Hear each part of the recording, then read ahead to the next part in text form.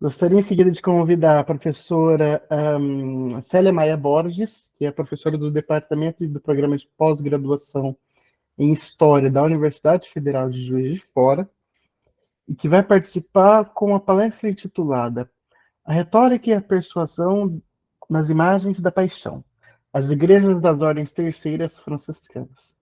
Professora Célia, fique à vontade. Muito obrigado. Bom, boa tarde a todos. Então, em primeiro lugar, quero agradecer a Regina e aos demais organizadores o convite para participar deste evento. E isso, aliás, já falei pela manhã e, novamente, eu dou os parabéns, né, por esse... Então, a parte da manhã foi belíssima, aprendi muito, quero agradecer também a todos aqueles que se apresentaram. E, enfim, a minha comunicação, ao contrário dos demais anteriores, então eu não vou mostrar imagens, porque a minha comunicação trata especialmente da formação dos franciscanos e do trabalho realizado junto aos leigos, e principalmente os leigos das ordens terceiras, né? Então é esse enfoque que eu vou dar. Ainda que eu falo de Minas, eu também vou falar de Minas, mas não só de Minas. Então, eu procuro mostrar essa relação entre literatura e iconografia religiosa. Então, é essa parte. Por isso, enfim, eu não trago assim, muitas imagens. Vou falar mais dessa parte, que é uma pesquisa que eu já venho realizando há mais tempo, e, enfim, e agora eu também estou tendo a oportunidade de aprofundar um pouquinho mais. Tá? Bom, iniciando aqui essa minha comunicação, os frades menores contribuíram fortemente na divulgação entre os leigos na devoção aos passos da paixão em Portugal, bem como na Europa, nos demais países da Europa católica, na Ásia também, América Espanhola e no Brasil colônia, né? Então, destacam-se, eu quero, nesse trabalho, destacar o trabalho realizado entre os irmãos terceiros, né? Como se sabe, isso aí é importante falar, porque muitas vezes eu encontro nos trabalhos, inclusive assim, de alunos, eles igualando uma ordem terceira a uma associação, a uma irmandade, a uma confraria, e não é a mesma coisa. Então, é muito comum, eu vejo comumente isso nos trabalhos. Então, por isso, a primeira coisa que eu vou destacar aqui é que as ordens terceiras, né, e como vocês aqui, eu acho que todos vocês sabem, mas eu vou para quem não sabe, então, essas ordens terceiras, que elas foram fundadas no período medieval, e depois, posteriormente, inclusive, transplantadas para as colônias, né, no Brasil, na América Espanhola, enfim. E essas ordens terceiras, elas mantinham vínculos de subordinação às ordens primeiras, né? Então, no caso aqui que eu estou tratando, aqui no caso dos franciscanos, né? E estes irmãos terceiros deviam obediência e bem como a aprovação de seus estatutos. E por isso mesmo, eles tinham que se submeter à supervisão espiritual destes irmãos, né, dos comissários das ordens. Então, este trabalho era realizado. E muitas vezes, no caso de Minas, as ordens, enfim, elas logo no início, elas foram proibidas de se fixarem na região mineradora, mas nem por isso. E os comissários ficavam um tempo na região mineradora, instruíam, inclusive, assim, eles estavam sempre supervisionando, então, achar que eles não estiveram presentes, isso é um engano, né? A gente tem vários registros, inclusive na documentação das ordens terceiras, essas visitas e com que apreensão os irmãos esperavam e, ao mesmo tempo, até com certo receio. Tá? Então, a primeira coisa que eu tenho que chamar é enfatizar esse aspecto das ordens terceiras, né? Esse lado, essa particularidade das ordens terceiras.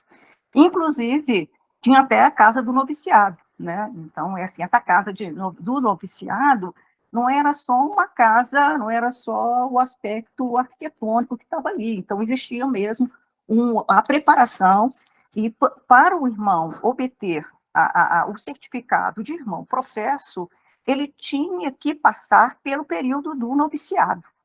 Então, esse período compreendia cerca de 9 meses a 1 ano, dependendo aí da ordem terceira.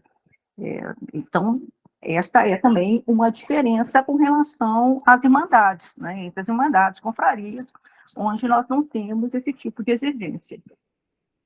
Então, dito isso, dito que, né, apesar dessa proibição da fixação dos irmãos nas ordens, da fixação dessas ordens na região, elas estiveram presentes. E foram, chamar atenção também, que foram os frades da província da Imaculada Conceição os que fizeram o trabalho de catequese no sudeste e no sul do país. E foram os comissários das ordens primeiras, como já mencionei, os responsáveis pela formação dos irmãos no período do noviciado. Então, retomando aqui, né, a minha comunicação sobre a retórica e persuasão nas margens da paixão, eu vou trabalhar principalmente aí essa atuação dos frades menores na formação, então, dos irmãos terceiros. Então, retomando aqui, eu tinha dito que os frades menores contribuíram fortemente na divulgação entre os leigos na devoção aos passos da paixão em Portugal, como também em outras partes da Europa, na Ásia, América Espanhola, Brasil Colônia, né? E eu quero aqui destacar esta atuação em relação aos irmãos terceiros, né?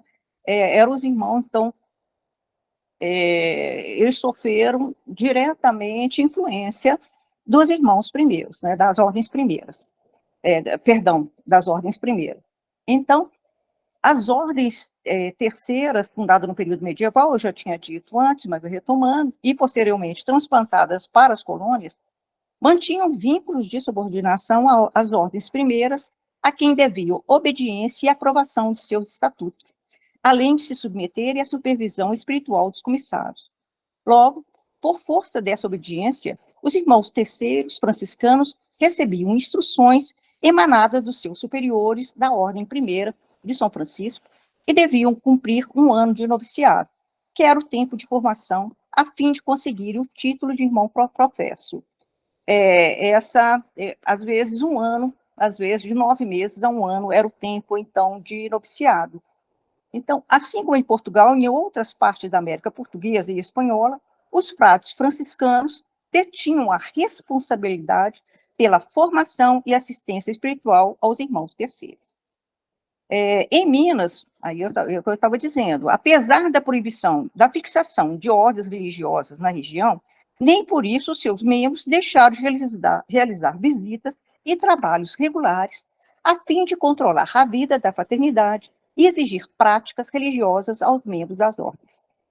Foram os frades da província da Imaculada Conceição os que fizeram o trabalho de catequese no sudeste e sul do país.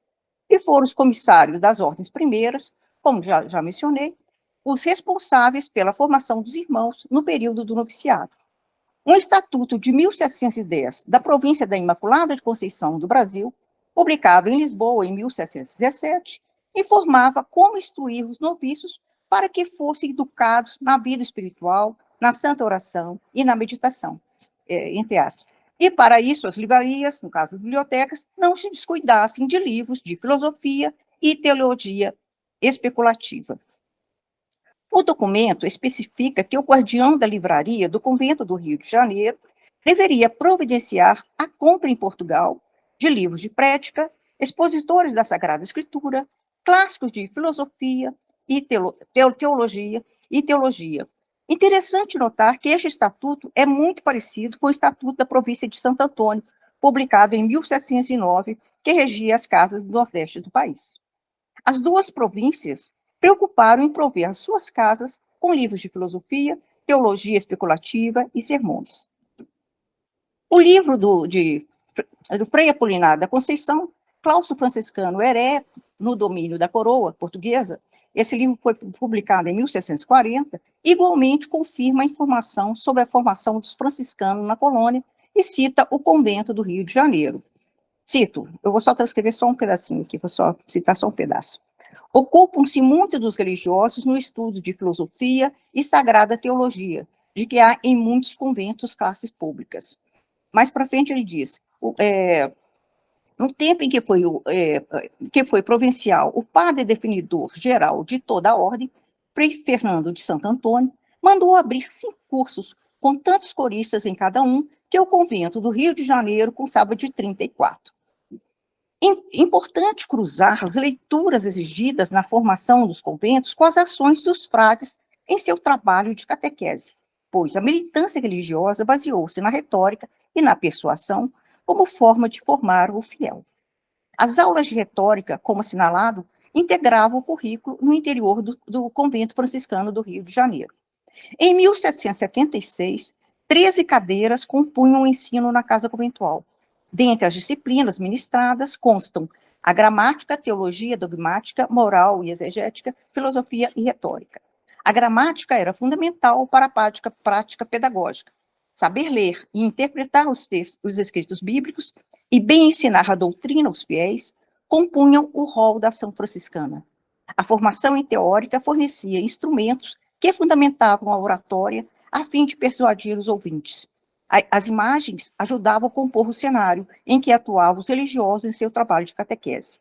Para exercer a função de pregador, exigiam-se anos de preparação. Eram estes religiosos que, após um árduo período de formação, saíam a fazer o trabalho junto aos fiéis.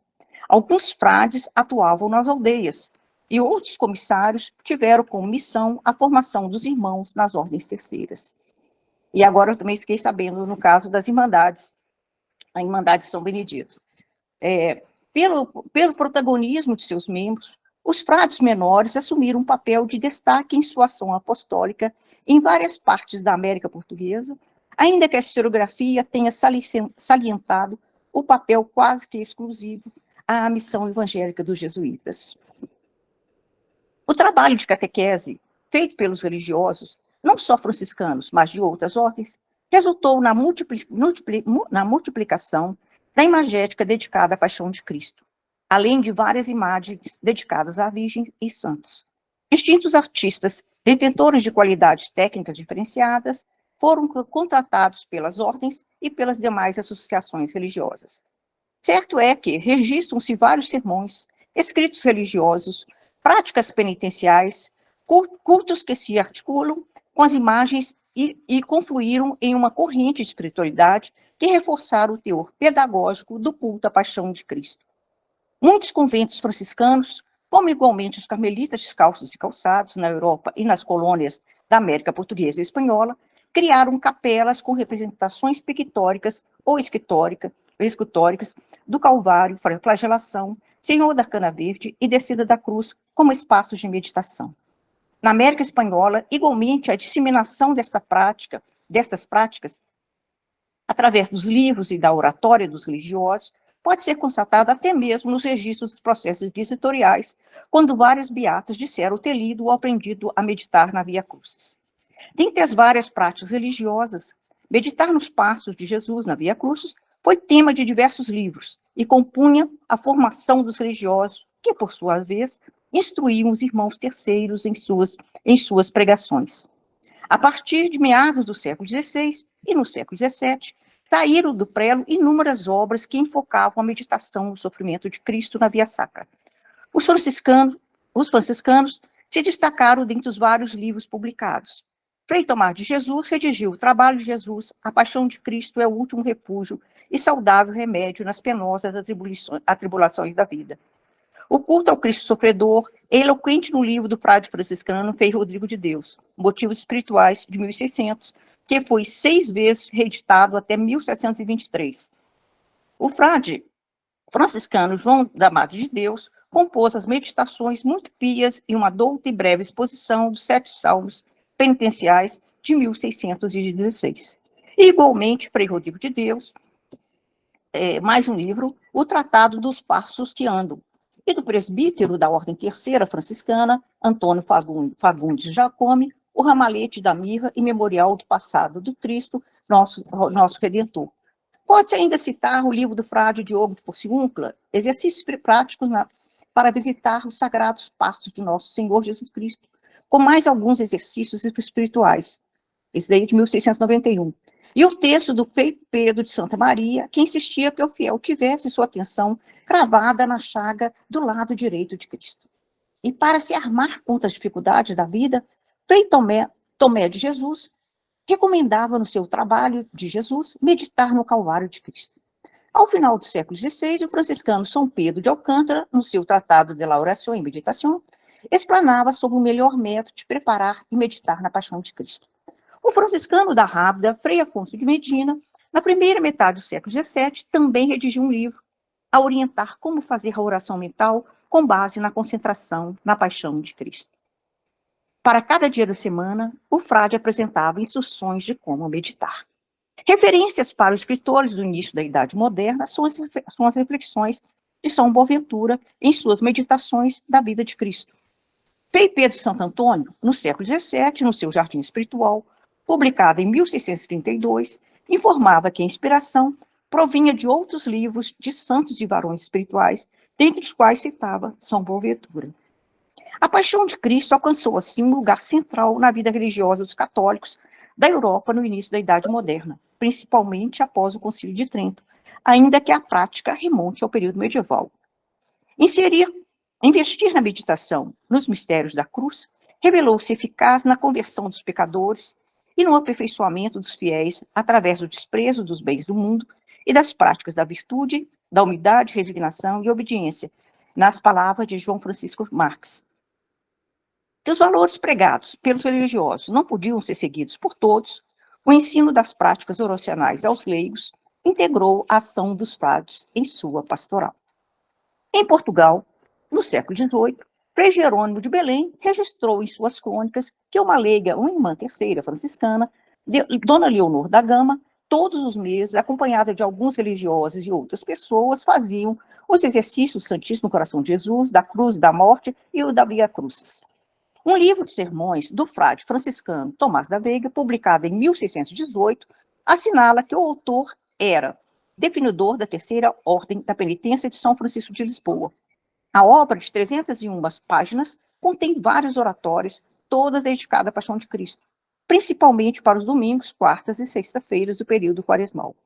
É muito provável que os frades do Rio de Janeiro tivessem contato com essa obra, pelo caráter didático desenvolvido pelo franciscano. O livro facilita o trabalho do orador, por conter um índice remissivo dos vários passos relacionados à paixão. Os títulos e a abordagem das oratórias predispõem o leitor, orador, para cada momento do suplício, como no exemplo da página 325, consideração segundos sobre o temor e a tristeza que o Senhor mostrou no horto, ou na página 216, consideração primeira sobre o caminho que o Senhor fez do cenáculo até o horto, ou na página 217, considerações sobre a paixão de Cristo, ou ainda o mais cruel e o mais lastimoso espetáculo que nunca o mundo viu, foi o que nesta noite e dia representou e mostrou na cidade santa de Jerusalém. Morreu nela, atravessado em uma cruz, por nosso remédio. O caráter literário reenvia o ouvinte a rememorar e sensibilizar com o sofrimento de Cristo. Há, dessa forma, uma construção de uma imagem mental a respeito de cada momento que antecedeu a crucificação. Em Minas, são registros da ação franciscana as exigências oracionais previstas no Estatuto da Ordem Terceira de São Francisco de Vila Rica, de 1754. O regimento estabelecia a prática da meditação no período do Advento, quando seria seguido de disciplinas, às segundas, quartas e sextas-feiras da semana. Exigia-se que o irmão meditasse nos passos da vida e paixão de Cristo, a morte, o juízo, o inferno e o paraíso. As imagens reais ou imaginárias ajudariam o fiel na prática oracional. Adriana Sampaio Evangelista afirma em sua tese de doutorado que os irmãos terceiros de São Francisco e do Carmo, de Vila Rica e São João del Rei, antes mesmo de festejar os santos padroeiros de suas respectivas igrejas, se preocuparam em celebrar a paixão de Cristo. Na América Portuguesa, como igualmente em outras partes do mundo católico, o tema foi amplamente abordado pelos religiosos em seus sermões, em seus escritos, nos exercícios oracionais, na teatralização religiosa nas procissões do período quaresmal. A tragédia de Jesus no Calvário passou a ser largamente representada em pinturas e esculturas, e disposta nas paredes e nichos das igrejas e até mesmo nas capelas edificadas nas ruas das vilas do mundo católico, com a imagem do Senhor, trabalhadas por artistas que se dedicaram a estetizar o sofrimento de Cristo, em linguagem escultórica ou pictórica. Esculturas de Jesus na Via Crucis, reconstruindo momentos de seu padecimento, foram feitas por artistas sob encomenda de religiosos de várias ordens e irmãos das associações religiosas, onde se destacam igualmente os carmelitas calçados e descalços, que tiveram várias imagens em seus templos e espaços conventuais, reproduzindo as cenas da paixão. O passo do pretório, o passo de Jesus com a cruz às costas, o da coroação de espinhos, o passo da flagelação. A força da imagem, que procura sensibilizar o fiel, é resultado plástico da busca de realismo que mudou os artistas nesse período. Convencer através da eloquência das imagens e o reforço da palavra integram a técnica da retórica. Como bem mencionou Fernando Tcheca, Aristóteles, com sua obra sobre a retórica, foi um dos autores mais citados pelos tratadistas do século XVII. A produção de um efeito subjetivo da realidade integra a estratégia da retórica que busca interagir o verdadeiro com o provável, nas palavras de Belatov, citado pelos autores. Daí advém o ilusionismo, o aspecto teatral do barroco. O mesmo princípio da ilusão configura as artes plásticas, assim como a literatura e o teatro religioso. E, igualmente, Gil-Luca Argan, em Imagem e Persuasão, ensaio sobre o barroco, analisou a influência do pensamento aristotélico na arte do período barroco. Lembra Argan que o crítico de arte do século XVII, Giovan Pietro Bialori, menciona várias vezes as obras retóricas de Cícero, e direta ou indiretamente, a retórica de Aristóteles. A arte, naquele momento, pretendia exaltar certas possibilidades de reação sentimental, fazer ver e sentir, através de uma técnica de persuasão. No segundo livro da retórica, Aristóteles expôs a teoria dos afetos, que embasaria uma concepção da arte igualmente como comunicação e persuasão. O final do século XVI, e principalmente o XVII, século que afirma e dá impulso para uma representação artística como expressão de uma nova sensibilidade, que foi denominada mais tarde como arte barroca, configurou um novo modo de plasmar a arte religiosa na Europa. A força da imagem, que procura sensibilizar o fiel, é resultado plástico da busca do realismo que moldou os artistas nesse período.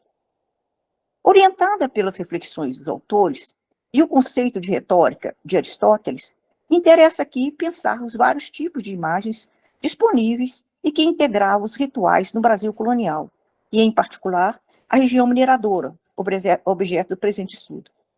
As categorias imagens articuladas, imagens de vestir, imagens de roca, apresentadas pela professora Maria Regina Emery Kitts, aqui presente, em seu artigo Imaginária Processional, que foi publicado na revista do SEIB, número 1,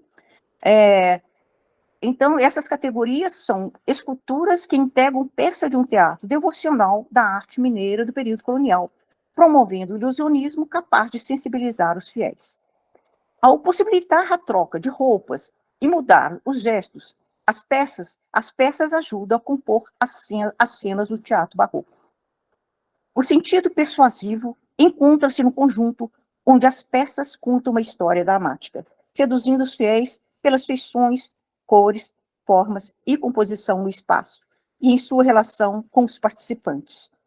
A sensação de movimento, projetadas pelas imagens de roca e de vestir, traduz uma eloquência visual capaz de capturar o espectador para uma vivência interior.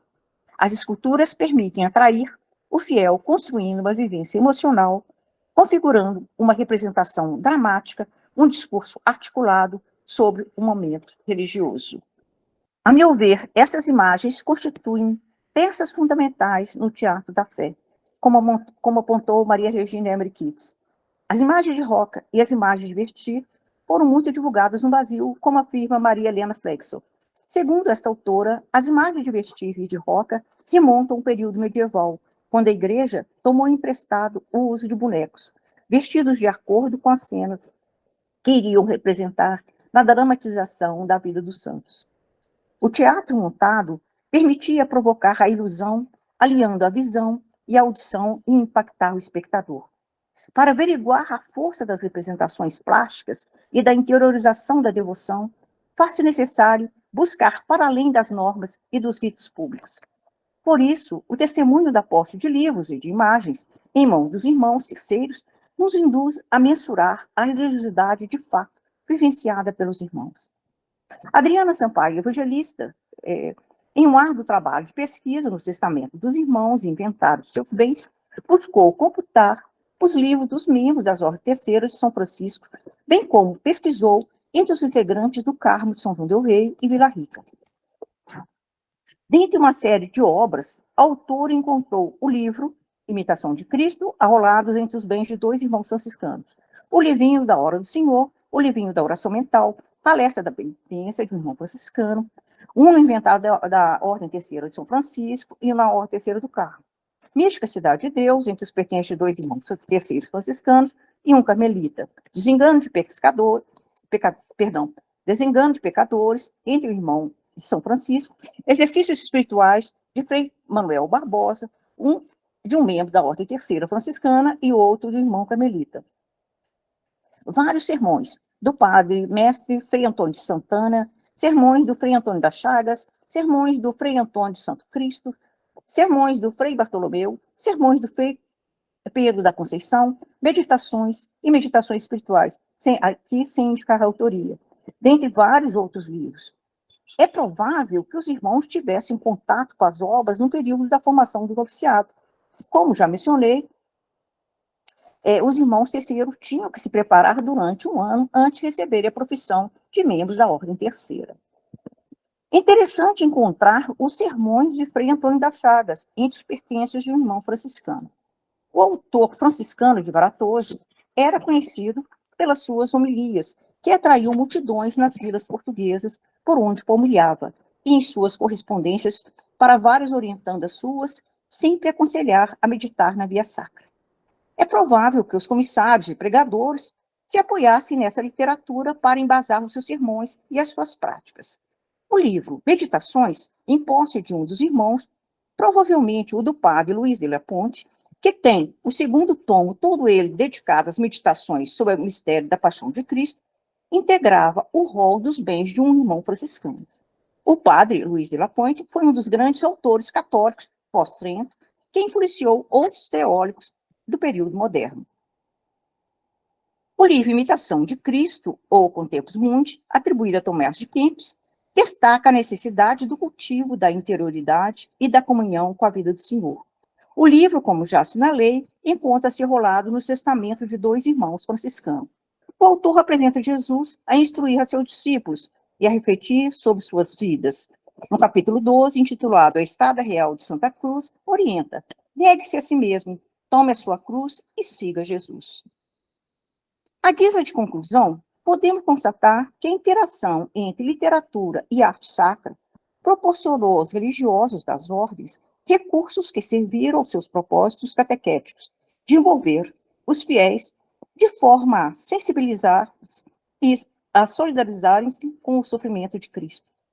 A valorização da humanidade de Cristo projetou-se nas pinturas e esculturas, expressa nas várias capelas dedicadas a representar e a divulgar os passos últimos de Jesus a caminho da crucificação nas igrejas e mesmo nas ruas das vilas. As imagens, os sermões, os escritos religiosos, as práticas penitenciais, o teatro expresso nas procissões, articulam-se e confluem em uma corrente de espiritualidade que reforça o teor pedagógico do culto à paixão de Cristo. No trabalho de catequese, feito pelos religiosos, o culto à paixão, principalmente no período quaresmal, fez multiplicar a imagética dedicada a representar o sofrimento de Cristo, realizado por distintos artistas. Obrigada. Muitíssimo obrigado, professora Célia. Agora sim conseguimos lhe ouvir por toda a exposição.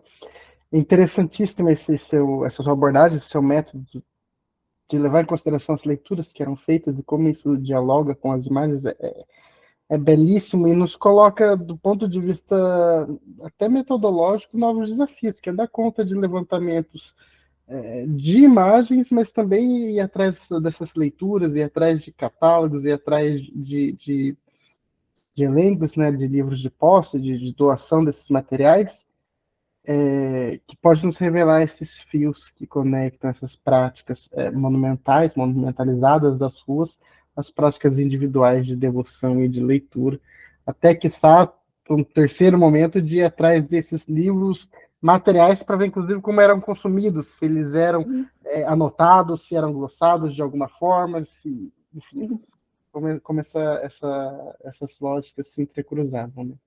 André, só posso fazer um comentário antes de passar Claro, para o claro. próximo? Eu comecei a pesquisar justamente porque também eu fiquei muito incomodada, eu ficava sempre incomodada com as várias interpretações dos irmãos das ordens terceiras, dizendo que todos esses rituais eram só um espetáculo, era um momento era só uma forma de projeção social, era o caráter exteriorista, enfim, vários historiadores reproduzem isso. E eu falei assim, bom, eu acho que não é bem isso, mesmo pelo caráter da formação. E alguns falam assim, não, não, isso daí é assim, mesmo a formação do noviciado, isso aí era só pro forma. Não era pro forma. Não era. A documentação, inclusive que eu tenho trabalhado atualmente, muitas vezes eles punham, os visitadores, esses comissários, falou assim, olha, era uma forma de punição, o irmão, ele tinha, era já o irmão professo, caso ele não comparecesse a um evento, enfim, ele podia ser punido, assim, então ele pode voltar e fazer novamente mais 3 meses de noviciado. Então, eu encontrei isso, já tenho, assim, essa forma de punição nos registros dessas visitas. Então, assim, a coisa não era bem isso, não era só uma forma, assim, sabe, assim, tipo, para inglês ver, né, era só uma forma de projeção social, porque essa avaliação feita dos irmãos das ordens terceiras, que eles queriam somente a promoção, verdade, sim, fazia parte, assim, eram provenientes de uma elite, sim, posso dizer, sim, mas dizer que aquilo lá era só, querer só uma promoção, ou era só... enfim, eu acho que os historiadores foram muito atrás daquelas observações, inclusive feitas pelo Saint-Hilaire. O Saint-Hilaire chamou até de as procissões, muitas vezes as imagens nas procissões, de bizarras. Ele utilizou essa expressão, né? Imagens bizarras. Então, desconhecendo todo o lado da fé, né, a questão, assim, quer dizer, ornar e, ao mesmo tempo, fazer toda essa homenagem aos santos através de festas, através das suas imagens, né, era algo fundamental para os católicos. Então, e por isso, muitas vezes, eu fui também atrás. E esse trabalho da Adriana Sampaio, que é a tese dela, doutorado, ela foi até minha orientanda na ciência da religião. Então, ela foi me orientando e eu falei assim, não, vamos atrás dos livros, vamos atrás das imagens. E é muito interessante também ver o caso da posse dos irmãos da Ordem Terceira do Carmo. Eles têm inúmeros livros, e imagens também. Inclusive, os irmãos fizeram inúmeras doações de imagens. Você tem imagens, quer dizer, no caso, são imagens doadas pelos irmãos, e você tem imagens particulares nas casas dos irmãos. Então, a gente tem que cruzar todas essas informações, ver tanto o lado normativo, né, no caso, as leis, né, tudo o que estava ali, o que era toda essa formação dos irmãos, mas ver o outro lado, a outra ponta também, como que eles recebiam e como eles praticavam. Então, é mais ou menos isso, né? Essa foi a minha pesquisa aí. É isso, obrigada, gente, obrigada aqui pela paciência e ouvir essa comunicação. Certo, foi um prazer, foi inspirador ouvi-la e pensar nessas outras perspectivas. Muito obrigado.